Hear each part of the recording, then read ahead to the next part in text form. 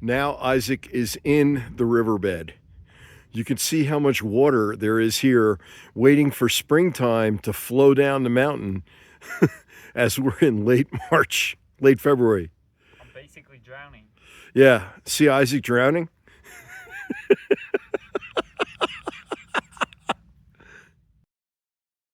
Hi, Alan here, rvacrossamerica.net, and this is going to be at rvacrossamerica.net/ on the road, just like the Jack Kerouac book, On the Road.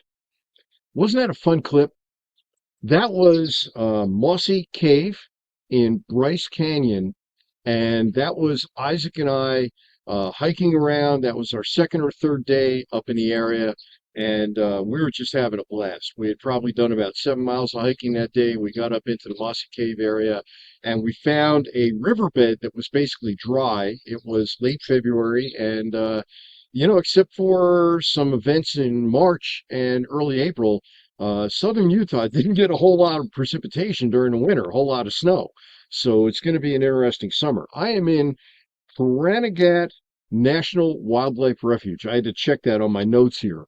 Pahranagat National Wildlife Refuge. It's just a tough one to remember. I am just south of the Alamo. Oh, wait, no, not the Alamo. Alamo, Nevada. I am just south of Alamo, Nevada. It has nothing to do with the Alamo in Texas, the real one. But I don't know. It sounds kind of funny and stupid to say. Um, I named this rvcrossamerica.net / on the road because I'm back on the road. I left Parowan about a week ago. I left on the 15th of April. Today is the 21st as I record this. And since then, I have been out in Echo Canyon State Park. Isaac joined me out there for a day or so of hiking and such. And then I took off and went to here, Pahranagat, which is about a 2 hour drive from Echo Canyon. Echo Canyon is near Cathedral Gorge, and we had an amazing time in Cathedral Gorge. There's going to be some great footage. There are slot canyons there that are narrow. There were some that he could fit in that I could not fit in, and that's even after I lost my wind. So it was. It was a lot of fun, and Parowan, in a lot of ways, was a lot of fun. I get into that in the post, and again, not to keep hammering the address, but go to rvcrossamerica.net / on the road. And if you, while you're watching this, could leave a like, a subscribe, a comment down below, it helps. It helps the algorithm to spread this to more people who may enjoy seeing this. This is a beautiful area. Pahranagat is, like I say, near Alamo, Nevada, about an hour and a half north of Las Vegas. It's probably the best reference. It is a oasis within the desert. This is an area that gets maybe about 7 inches of rain a year. It kind of makes St. George, Utah look like a rainforest. And it's a uh, it's a beautiful area. They've dammed up a valley so that water can collect. You may hear birds in the background. It is a National Wildlife Refuge. I guess they send out newsletters to all the birds, so the birds come flying in. Anyway, just being stupid. So it's kind of nice being outside here. It's my first outside recording in a while. There is a little bit of road noise. There is a highway not too far from where I'm standing, but the traffic quiets down at night. This is, again, National Wildlife Refuge territory. There is no charge to the overnight camping here. You can stay up to 14 nights. Of course, it's primitive. So I've been living off my dry camping. You'll see photos of the solar panels and such. But that's not really the focus of this post. The focus of this post is not about Pahranagat. I will make a post about Pahranagat. I will make a post about Echo and Cathedral Gorge. And I'm also going to make a post about Pioche. And I owe you a whole lot of posts. If you saw my post about southern Utah, um, Isaac and I should explain. I was a ski instructor this past winter. I guess ski instructing at Bryan Head, I could describe it. I'd like to quote Charles Dickens. It was the best of times. It was the worst of times. And I enjoy ski instructing. I love working with people. I love helping to see them improve. The management structure, however, at at this mountain, and I've seen it in other places. Uh, let's say it's less than optimal. I'm not going to get into a whole smash fest on what went on there, but I will say that that was some very strong frustration on my end that I felt. I spent a lot of time working with people, spent a lot of time working with ski instructors, helping them to become better ski instructors, and that's something I enjoy doing. I'm a lifelong educator. It's what I do. So I will probably be back into ski instructing next winter. I don't know yet where it's going to be. I will, of course, keep you up to date on what happens and where I go.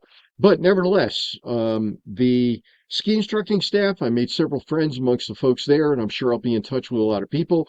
There's one fellow in particular, a fellow named Isaac, who we became very close. We became great friends, lifelong friends, honestly. And we did a lot of traveling together. He's my hiking buddy.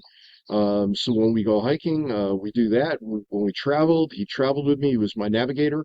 We went up into central Utah, up near the Swell and uh, Goblin State Park, up near the Little Horse Hike. We did Bryce Canyon, Kolob, the Paro and Petroglyphs. A lot of this is covered in the post about Zion. You can go to rvcrossamerica.net and search for that post, do a search for Zion, and you'll locate that post. You'll locate where I stayed. The place I stayed, Painted Hills, was a great RV park. It has a great owner. The guy's name is Scott, and he's on site. He takes care of the place. He's great. Definitely recommend if you're coming into that area. And the nice thing about Parowan is that you are near everything. And Parowan itself, a town of 2,000 people, has some restaurants. It's got a small grocery store. And Cedar City, only 15 minutes down the road, has a lot more than that. So there's definitely a lot to be considered. At this point, on April 21, I am at what I consider to be the beginning of a new journey. Um, and to some degree, I honestly got to thank Isaac for it because he's given me a new and renewed outlook. Being able to keep up with him on the hikes was just a kick to me. And going out here, and I've been on the road now since 2011. I've been in this camper that I'm in, my outdoors RV, Glacier Peak, since 2017. That would be October of 2017. And this thing is holding up well. I mean, this is April of 2025, and no serious problems, knock on wood. And I do regular maintenance on it and all that. And if you go to rvcrossamerica.net, you'll know that, and you'll see a lot of the things I talk about. There are other posts that I have to share with you. I'm going to, as I mentioned, I already did a full report on Zion, although I've got a couple more videos to put up, so I may put up a quick post on Zion. Um, I will be putting up a post on Bryce and on Sand Hollow State Park, where we did a little bit of paddling. Then up on central Utah, we've spent 3 days up in that area, and it was spectacular. I mean, the swell is just amazing. I had been to the swell back in 2018 or 19, but traveling with somebody else and having the experience and, just having another pair of eyes to look around, say, hey, what's that? What's that? Let's check here. And it was a great experience, and I'll be sharing all of that with you in individual posts coming up. I'm on my way to Goldfield, by the way. When I finish up this video, I'm going to drive straight to Goldfield. I'm probably not going to process it tonight, so it probably won't get posted until tomorrow, the 22nd. But hey, whatever. It's you're out here, all you got is time. And like I say, my outlook is renewed.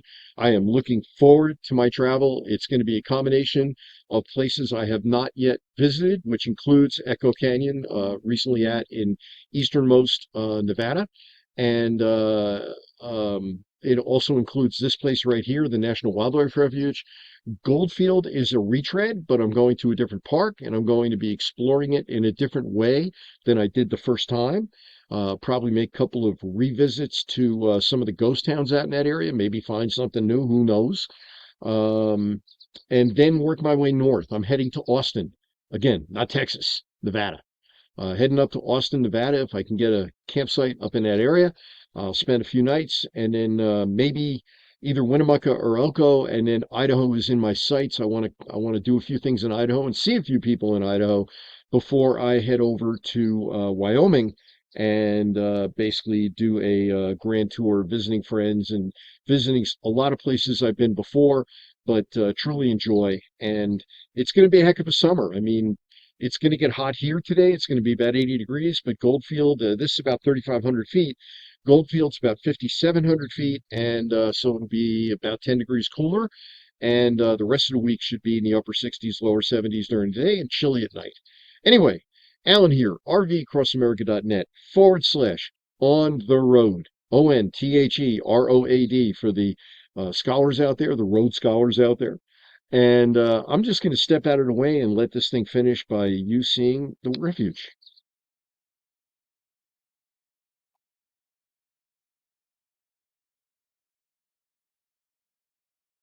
Love that.